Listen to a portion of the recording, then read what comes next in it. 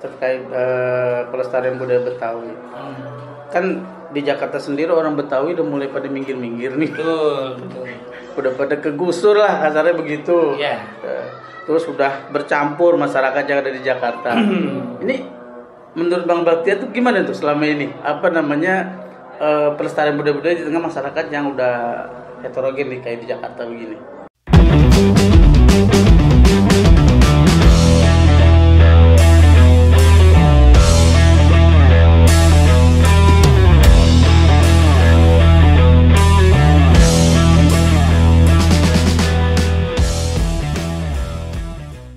Assalamualaikum warahmatullahi wabarakatuh. Waalaikumsalam warahmatullahi wabarakatuh. Jumpa lagi di Bang MJ TV, channel yang selalu memberikan informasi dan menginspirasi. Halo guys, apa kabar semuanya? Semoga selalu sehat dan bahagia. Kali ini Bang MJ ketemu dengan salah satu tokoh Betawi yang sudah punya nama dan ternama. Dan saya yakin sahabat Bang NJ sudah kenal semua. Dia adalah Bang Baktiar. Apa kabar Bang Baktiar? Baik, assalamualaikum warahmatullahi wabarakatuh. Waalaikumsalam warahmatullahi wabarakatuh. Bang Baktiar lagi sibuk apa nih Bang Baktiar? Sibuk yang mau biasanya ulang tahun Jakarta, sebenarnya kalau lagi normal-normal kita super sibuk. Tapi sekarang dikasih renggang-renggang dikit tapi ada kegiatan. Pertama buat persiapan final lomba dagelan tradisional. Yang kita bawain lenong. Ya lebih kepada remaja ke bawah. Yang kedua juga siap untuk syuting Ucup Pitung. Ucup Pitung. Oh, itu masih berjalan nih Bang? Masih. Itu sampai kapan tuh Bang berjalan syuting Ucup Pitung? Ya kalau sekarang sih kan belum dikontrak ya. Ini kontraknya masih kaitannya dengan ulang tahun Jakarta. Karena yang mau dikontrak itu sempat di cancel dulu. Nanti baru berlanjut. Karena pandemi ya? Iya. Berarti emang pengaruh juga ya pandemi? Pengaruh. Karena kan pengaruh lingkungannya apakah mengizinkan atau tidak ketika diadakan syuting dan gitu. Oh begitu ya. Baik Bang Baktiar. Jadi sebenarnya nih saya kesini pengen ngobrol sama Bang Baktiar terkait tentang budaya Betawi. Iya. Ya. Jadi saya dengar kan Bang Baktiar ini udah punya sanggar ya. Betul. Sanggar Betawi Si Pitung. Iya. Oke. Jadi pengen tahu Bang Baktiar itu dari kapan tuh Bang Baktiar bikin Sanggar Betawi Si Pitung itu? Saya bikinnya persisnya tanggal 5 Mei 1995. Saya dirikan Sanggar Si Pitung. Berarti udah lama juga ya Bang ya? Iya. Itu sejak sebelum reformasi berarti ya? Sebelum. Iya, sebelum. Awal ceritanya gimana tuh Bang Baktiar bisa sampai Bang Baktiar tuh bikin Sanggar Betawi Si Pitung? Pertama sebagai anak Betawi Roblong yang kebetulan lahir di Roblong, ada satu kebanggaan saya. Kepada pahlawan rakyat Betawi yang namanya Si Pitung. Yang kebetulan juga orang Roblong. Rasa kecintaan dan terima kasih saya, maka saya dirikanlah Sanggar Si Pitung. Kenapa saya ambil Sanggar Si Pitung? Saya juga mengambil konsep ikhlasnya Si Pitung. Mereka berjuang melawan penjajah, membela rakyat kecil dari penindasan dengan ikhlas tanpa pamrih. Konsep ikhlas itu saya terapin di Sanggar Si Pitung. Bagaimana orang yang mau latihan, yang mau ikut kegiatan di Sanggar Si Pitung itu sonder tanpa bayar, gratis. Saya ikhlas, saya ridho. Yang penting diawali dengan mengaji. Sampai sekarang itu. Dari dia mengaji silat, dari bisa silat saya ajarin palang pintu, dari silat saya ajarin lenong. Kemudian ada pelatihan hadror, banak timbring, marawis, ada tarian. Pokoknya yang spesial Betawi kita ajarkan di sini tanpa dipungut biaya. Oh, masya Allah. Iya. Berarti emang di Sanggar Si Pitung ini budaya tuh bukan cuma satu aja yang dipelajarin ya? Iya, kalau bicara sanggar itu sayapnya banyak. Beda dengan perguruan silat. Perguruan silat kita belajar silat itu ya itu aja gitu. Kalau kita memang sanggar mempelajari apa yang menjadi kaitannya dengan seni budaya Betawi. Sejauh ini gimana peminatnya Bang dari masyarakat atau khususnya anak-anak muda terkait kegiatan yang ada di Sanggar Betawi Si Pitung? Ya alhamdulillah sih, mungkin karena kebetulan kita Sanggar Si Pitung secara prestasinya lumayan baik, terus ditambah lagi dunia entertain yang mendukung, sehingga kadang-kadang orang timur kan kecenderungan, wah tuh anak Sanggar Pitung tuh gue mau lah kayak dia, atau emaknya lu belajar dah supaya kayak dia, atau bagaimana lah gitu. Itu juga memotivasi gitu. Walaupun kalau kita ngandelin yang di lingkungan sendiri, itu kadang-kadang dukungan dari orang tua kurang ya, tapi dia termotivasi karena ada karya dan prestasi itu. Ada di dunia entertain, ada karyanya menjadi sang juara, ada prestasinya, mereka bisa masuk sekolah dengan jalur prestasi kan gitu ya, kan dimudahkan itu juga gitu. Itulah yang memotivasi generasi sehingga dia minat pelatihan dan mau belajar seni budaya Betawi. Nah ini kan dari tahun 95 ya, berarti udah kurang lebih mau ada 26 ya, 26 tahun ya, ya lama bener. Itu perkembangannya gimana, Bang? Ya saya lihat kemarin perkembangannya lebih baik daripada dulu ya. Kalau dulu kan masih ngumpet-ngumpet latihan silatnya, sekarang udah mulai terbuka. Oh, ngumpet-ngumpet dulu? Iya. Maksudnya ngumpet-ngumpet tuh? Ya, mindsetnya masih ke bawah yang pola lama. Kalau dulu kan orang tua kita ngumpet-ngumpet latihan, takut ketahuan mata-mata Belanda. Oh, zaman dulu nih. Iya, takut ketahuan company. Zaman penjajahan. Iya, bagaimana dia latihan ngumpet-ngumpet, tahu-tahu bisa hebat dan bisa membantu orang yang ditindas gitu, paling tidak gitu, orang yang membutuh bantuannya kan gitu. Nah kalau sekarang mindsetnya perlu dirubah. Kita harus latihan terang-terangan bagaimana silat Betawi masuk dalam eskul di sekolah-sekolah. Jadi terbuka ya? Iya, itu lebih efektif. Itu jadi kurikulum resmi di sekolah-sekolah? Betul. Alhamdulillah kita ada sekitar 7 sekolah ya yang udah kita menjadi bagian eskul dari Sanggar Betawi khususnya silat ya. Oh gitu, udah masuk ya? Udah. Kita model jemput bola dah. Itu Sanggar Bang Bahtiar yang nawarin atau diundang oleh pihak sekolah? Ada yang diundang dan ada yang kita tawarin. Oh gitu ya. Jadi ini aja ya, fleksibel ya? Iya. Jadi misalnya sekolah itu ada mau pelajari budaya Betawi, bisa ngundang langsung? Bisa. Apa misalnya dia pelatihan tari, kita siapin guru tarinya. Pelatihan silat kita siapin. Pelatihan lenong kita siapin gitu. Jadi memang udah lengkap lah ya? Insya Allah. Oke. Terus gimana menurut Abang selama ini anak-anak muda kan tantangannya ini budaya dari luar ya, terutama K-pop ya, K-pop ya.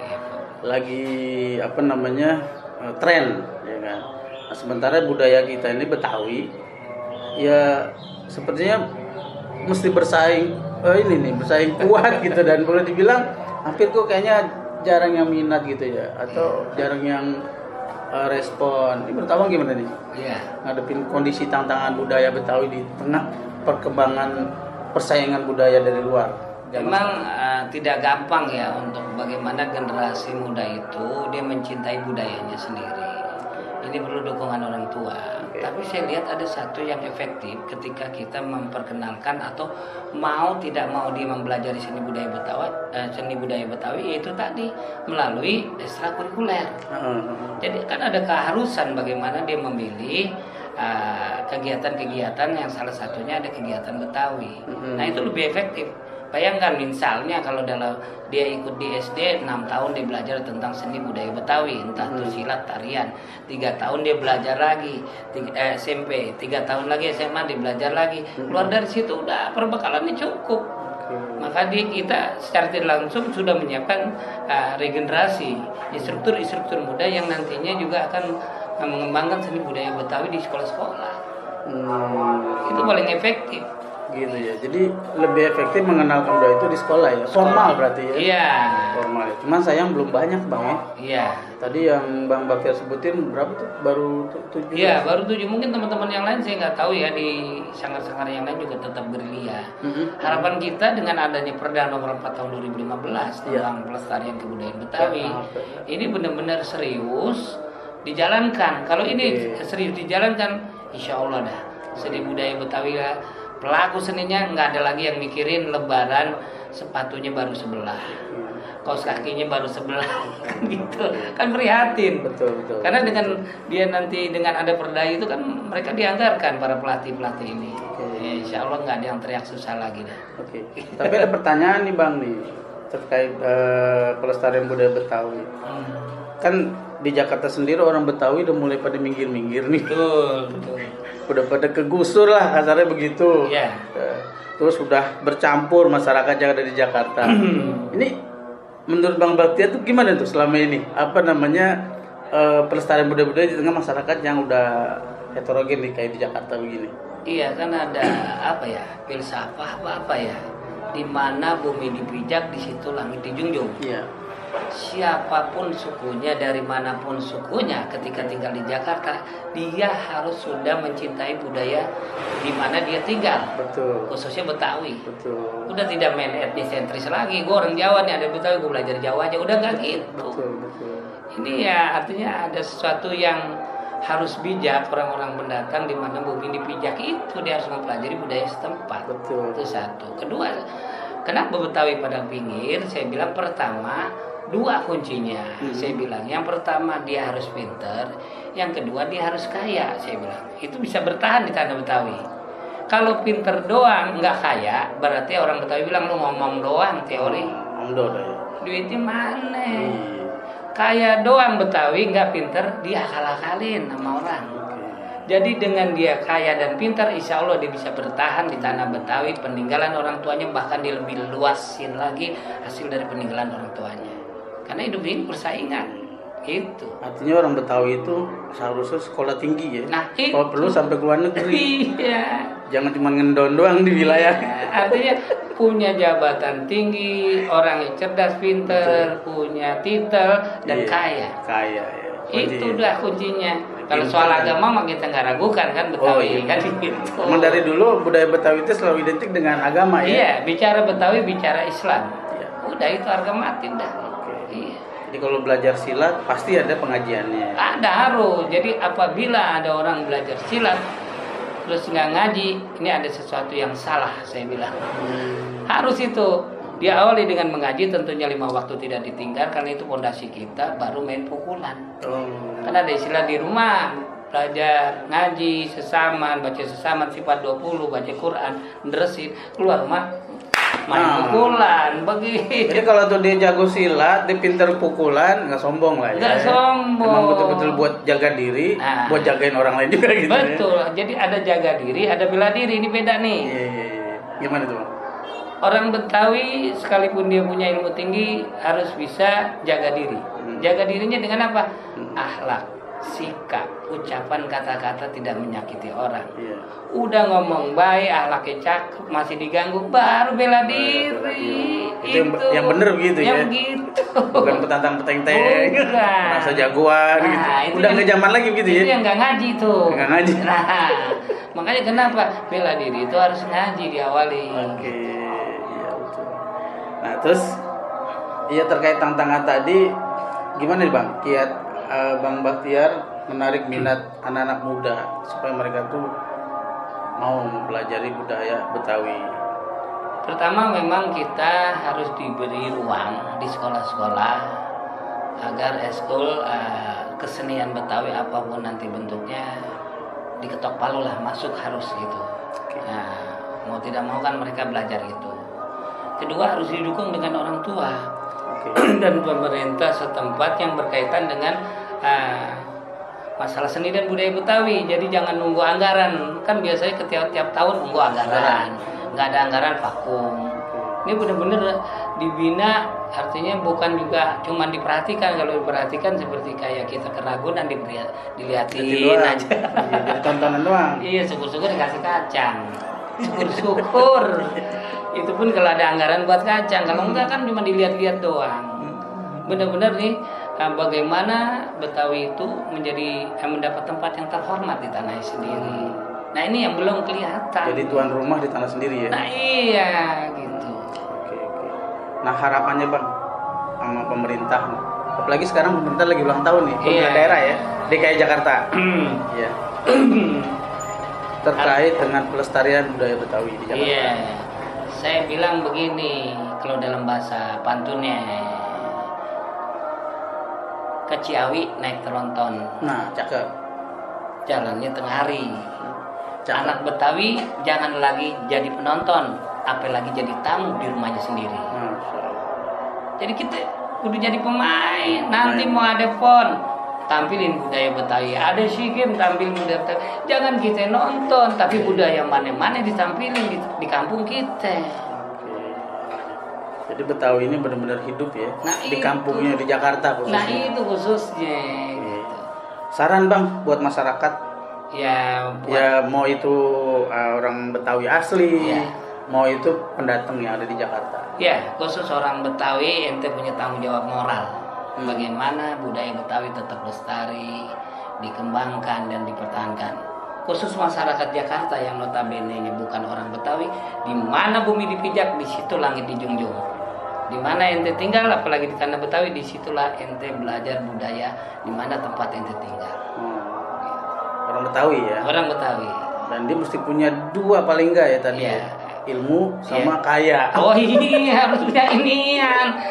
Kalau kayak ilmu doang, ngomong doang, orang ngerti ngomong doang lo, sebakul. Duitnya nggak ada. Gitu. Mantap. Bang Baktiar, sebenarnya pengen ngobrol lama dan panjang sama Bang Baktiar. Menarik nih ngomong soal budaya Betawi. Apalagi Anda sendiri asli Betawi di Roblong. Karena selama ini emang jarang nih kita ngobrol soal beginian, khususnya sama anak muda. Nanti bisa kita lanjut lagi Bang Baktiar. Baik. Karena waktunya udah kedengeran azan. Pas banget azan maghrib ya. Oke guys, sahabat Bang MJ, kita akhiri dulu pembicaraan kita dengan Bang Baktiar. Siap. Beliau pendiri Sanggar Betawi Sipitung di Roblong. Jadi kalau ada orang yang pengen kenal Sanggar Betawi Sipitung itu alamatnya Bang, tepatnya Bang di mana Bang? Roblong, Jalan Yusuf, RT 4 RW 11 nomor 8, Kelurahan Sukabumi Utara, Kecamatan Kebonjeruk, Jakarta Barat. Ada nomor telepon Bang kalau ada mau kontak? Nomor teleponnya 08 16 13 63 800. Oke, itu ya guys. Jadi kalau ada yang mau ngundang palang pintu, boleh. Ya. Pelaminan Betawi kita siapin. Betawi. Ada bir peletoknya, kuliner, ada kerak telur, pokoknya makanan Betawi. Mantap. Bahkan ada cenderamata Betawi, gantungan kunci ondel-ondel kita siapin. Sanggar Betawi Sipitung Roblong siap. Siap. Gitu ya. Spesial Betawi. Oke guys, itu dia ngobrol-ngobrol saya dengan Bang Baktiar. Mudah-mudahan ini bermanfaat dan menginspirasi.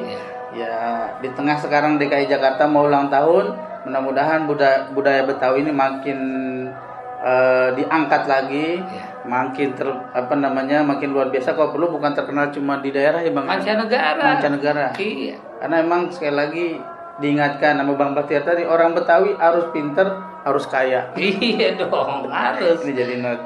Oke guys, itu aja. Jangan lupa kalau video ini bermanfaat, di like, subscribe, and share, dan komen. Terima kasih sudah menonton. Saksikan video-video berikutnya di Bang MJ TV. Salam sehat, bahagia selalu. Assalamualaikum warahmatullahi wabarakatuh. Waalaikumsalam warahmatullahi wabarakatuh.